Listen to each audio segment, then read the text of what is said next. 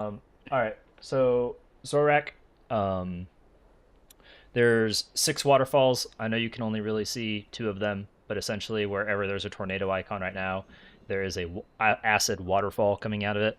Um, 3 of these waterfalls are going to have tornadoes next to them. It's like white air circles. We need to put bombs opposite of where they spawn. I feel like a very easy mistake to make is say like, let's say this tornado doesn't exist right now, but this one does, is someone could be like, oh, I put it at the tornado. That's not what you want to do. You want to put it opposite of the tornadoes that do spawn. So do not accidentally make that mistake. Make sure you teach your mind it is opposite of the spawn point. So in a situation like this is what we're dealing with. We have 1 tornado here, we have 2 up here, and we have 3 down here. So when we go to intermission, the one with 1 will be the first set of wins, 2 the second, 3 the third. So when we place bombs, we need to definitely put one at star, diamond, and moon. But every single time these bombs come out, we get them in sets of 2, which means we have 1 spare. The thing that we want to do is we want to put 3 bombs in this scenario, and in fact in basically every scenario, on one side of the room. That way, when we have 4 bombs out, we have an entire like pie slice or 3 to play the boss still, because we don't want to be tanking the boss by where these bombs are at, so that we can prevent catastrophic failure. Um, Again, where the first tornado is at, first one spawns, second and third, and you have to position yourself in the center of the room. We'll go over that in just a second. Some very easy mistakes that I want you guys to be aware of. When we pop these bombs, again, we'll be like in the center of the room. This is first wins, so we're getting pushed this way. You want to be in the center of the bomb, so center of the room to the center of the bomb, so you get blasted back to the center of the room. What can end up happening is if you touch the side of the bomb like this, or if this person hits the bomb, because it only takes 1 person to send everyone launched, but you're over here, you're going to get launched and you're going to hit this bomb. That is wipe material. We can't have that. So when we get pushed back from these winds, imagine this is the entire raid. We need to get pushed all the way to the center. Do not get shot sideways. It is incredibly important you do not fuck that up. After every single set of wins, you reset back to the center. Don't do damage. It's the positioning thing is incredibly important on this. If you're a Death Knight, it's very easy for you just to stand in the center, and then right when we hit a bomb, your DA ends, and you're going bye-bye. So you need to be very, very careful and make sure you're watching your DA buff up time. And yeah, again, 2 debuffs at a time. We have to communicate who is going where. We can't just YOLO drop these at a marker. We're going to fuck it up. We're going to end up wiping to it. We have to communicate, like, if I get the first bomb, hey, I'm going to go drop at purple, and then someone else says, I'm going to go drop at moon, or something like that, right? We actually need to voice comment. Once we have all the bombs set, and even when we only have 2 of them set, tanks, I want you to keep us away from where these bombs are spawning at. So keep away from the red areas. This is where we want to be playing in this scenario. And then the tank combo is going to be important for what's going to happen next. The tank combo is Saladar all over again. It is a 4 combo in any order, and there is a intermission that will happen sometime in it where he will spawn tornadoes that shoot out of him. So it's green is group soaks, white is tank solos. In the tactics video, this is the one where he talks about blood DKs were able to vamp blood AMS solo the group ones. No idea if that's still going to be the case in live. We'll find out. But if we cannot, then it'll be 2 separate group soaks looking something like this. What we will do is we'll either put down markers. That's group 1 goes to, let's say, blue is where your soak will happen, and then group 2 you'll be at like skull or one of the outside markers. It'll be calmed, and we just point it that way. Either we do it that way, or we'd make like a captain for group 1, a captain for group 2, and it's a ping system, something like that. And then these tornadoes will shoot out of the boss sometime during this tank combo. These, like glaives, have the best physics in the world and will bounce around the room the entire fight. So enjoy that. Last mechanic is this wind mechanic where you have to find a partner to match up with. Their lines need to point opposite of yours so that you guys will collide in the center. It has come to my attention that there are actually only 2 specs in the game that do not have a way to game this. It is Paladin and Priest. So every spec but those 2 can do this without actually getting a partner. I am not telling you that so that if you're not a Paladin or a Priest, you're just like, oh, I don't have to go find a partner then. That's not what I'm saying. Because it's going to be too much of a clusterfuck to kind of find out, hey, who has Crazed, who has Fizz, who has Tabby, blah, blah, blah, blah. Like, we can't do it that way. That's too complicated. I'm just letting you know so that if your partner dies after these get applied, because it will only ever apply an even amount of these. So if we only have 17 people alive, one person's going to go without this mechanic, theoretically. You know that you can still do your disengage or blink or whatever, and you're going to be just fine. So please do not just YOLO it. Okay. This, right off the bat, we have Tank Soak. This is just heroic footage because we're not going to worry about the mythic mechanics too much. The only thing, real quick, about mythic that I really care about, the only person that needs to listen to this is Crimmy. Crimmy, I want you to try to work on being the furthest person away from the raid at all times. So I guess I kind of need to backtrack what I just said. I need everyone to play close, and I just need Crimmy to try to play as the furthest melee at all times, because the mythic mechanic goes on the furthest melee, and Crimmy being BM obviously makes no sense it goes on him. So these are the tornadoes. Melee? Yeah. So yeah, is it going to classify it as melee? Because I'm not classified as melee. Maybe I misspoke. You just mean You furthest said melee. person. Oh, the furthest range player. Sorry. Yes. Okay. Yeah. Sorry. Never mind. It's just like a hunter's mark is going to go on you, and he gets an energy resource bar in mythic, and we have to get 14 people to stack on you to clear his energy bar. Is how the mythic mechanic works. But we want to keep it as you are the furthest person away. That in theory sounds like incredibly easy. You have to continue to be the furthest person away, even in an intermission. So you still have to stay stacked, or sorry, you have to stay away from the stack while we're doing all the bomb popping and intermission as well. That's where it's like potentially going to get more difficult for you. My plan off the top of my head is to maybe make you the bomb popper so that you're already there ready to pop the bomb depending on how far the bomb sends us in mythic. So that way you are always the furthest person away.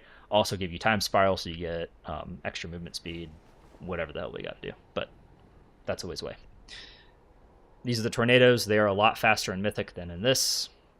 Backing up, that green soak that's going off, that is blood DK, AMS, vamp blooding, soloing. That is supposed to be a group soak like it is right here. And this is where we have to split up the groups into groups 1 and groups 2. Just dodge circles. This person with the 2 green arrows right now, they're dropping the bombs. This is where we need to calm who is going where. You drop it opposite of the tornadoes, and then everyone else is getting these wins. Find your opposite partner. And then obviously the dangerous thing, especially in mythic, is these tornadoes are roaming around the room. Hitting one of these tornadoes is like 70% of your health bar in testing. So that is going to be the very difficult RNG thing of this fight. Tanks, this is Do they exactly... despawn when you hit them? No, they do not. So we can't like cloak run through them and get rid of them or anything like that. I also believe they put a dot on you as well, but I'm not 100% certain on that. Tanks, this is exactly what I don't want us to be doing. Playing by a bomb. Okay, I was going to ask about that. Yeah, because they played very close to them in PTR. Yep. There's just no point, right? You don't pop them till intermission, so there's just no reason. Yeah, it's a poison dot. It's a dispellable poison if you get hit. By the tornado, right? Yeah. Yeah, thank you. Okay.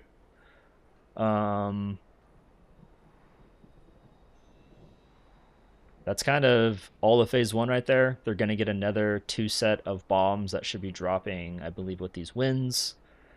Boss goes to center. This is group gets close to center as well. So you want to hit the bomb straight on so you get launched straight back through the boss just like that. Whenever we touch this bomb, it also gives you a buff or a debuff. I'm not quite sure which one. It doesn't really matter. That also makes it so that you're like 90% resistant to the pushback for the wins now. So you can easily reset back at center.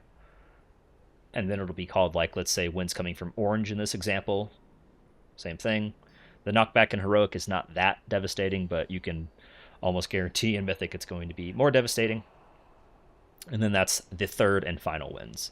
Now there is still a 4th bomb up. We do need to pop it as soon as the intermission is done. We can't just leave it up. And then that's it. That's the entire fight. Any questions? So What am I baiting? Being the farthest person away. Let me pull up the dungeon journal so I can show you. I think that's only in Mythic, right? Yeah, it's only in Mythic. I just want you to practice the movement, so it's because it's by far going to be the most difficult thing when we get there. Did you have something while I find this, Mel? Yeah, I mean, it was about that. But you said Crimmy needs to be the furthest person away at all times, including the intermission as well. So he should be the one popping it every time then, yeah? Likely, yes. Okay. And I'll give you kind of a demonstration. So it's the Serpent's Fury. I'm sharing screen, right? You guys can see this, right? Yeah, we can. Okay, so it marks a player, so it gives you Hunter's Mark. When 14 players are basically stacked on top of you, he's going to jump on you, and it's going to be a group soak. If we let him get 100% energy, he's going to berserk and kill us all. When he does jump on you, it is to the slaughter. It's going to do physical damage to everyone struck and apply this dot, which is like the Vashnik cross, one that shoots waves out. It looks exactly like Star Splinter from Lura.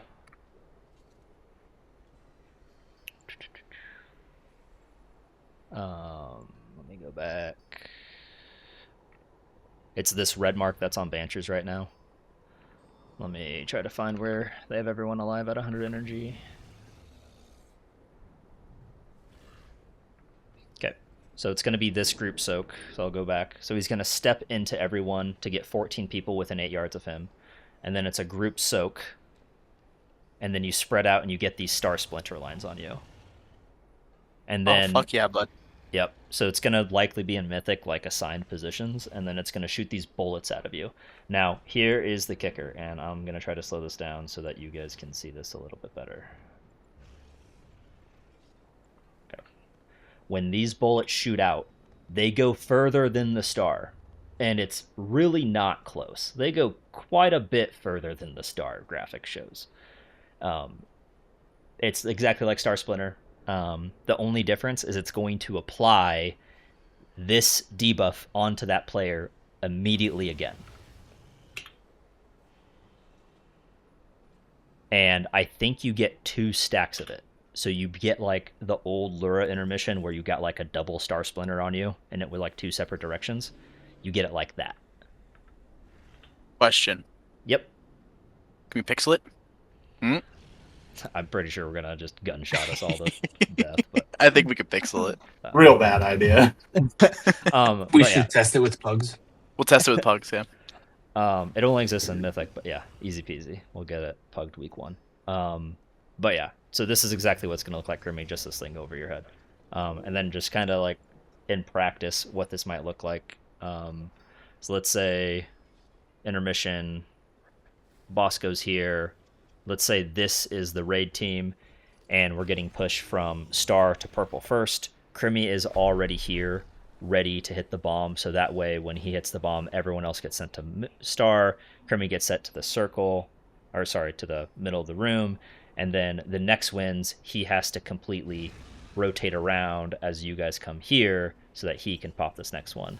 It's also plausible that Crimmy just stays here and the rest of the raid stays here, and then the raid pops this one so that Crimmy gets flung here or something like that. Like either way works, but Outside of intermission, like unless I'm misunderstanding it, he's not going to do his charge unless there are 14 people within a certain distance of Crimmy. So like it's not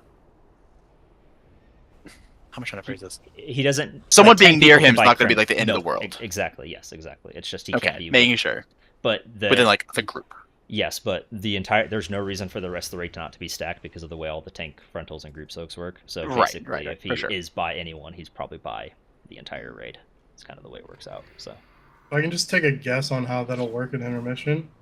Grimmy will pop the first one, the group will pop the second one, and he'll disengage the second bomb, and then he'll pop the third. yeah, it's either he gets all or he gets 1 and 3, and the raid gets 2. Something in between there, but we'll have plenty of time. I almost assume this will be a nerfed boss by the time we get to it on Mythic. So Monday. That's fast. But yeah, that is the entire fight. Anything that is non-mythic that people have questions about? Hutch was many arms dropping warriors like were we some playing? dark ring circles on the ground earlier on the footage. That's after the group soak. You get a debuff that drops off from soaking the group soak. At least I'm assuming that's what it was. It looks like it blows off like the winds. Kairaka. Yeah, The they winds go blow away off. with the winds. Yes, the winds blow them away. Yeah. Yeah. Oh yeah, that's just every like Yeah, there. some odd seconds a puddle spawns like that. He just spawns it. Okay, yeah. Yeah. It's targeted at players, which is why they're playing near the eds. And then in the it's- intermission, all those venoms get pushed off of the platform. Yes. Yeah, it's just So that's you just want them- those circles. Okay. Yeah. So that's why we So don't you wanna play be- at the center until we are about to push to intermission. Tanks. Yeah, I mean, And away from Yeah. bombs, like we talked about. Dalt, did you say something? Nothing important. Oh, okay. Okay. And that is Sszorak.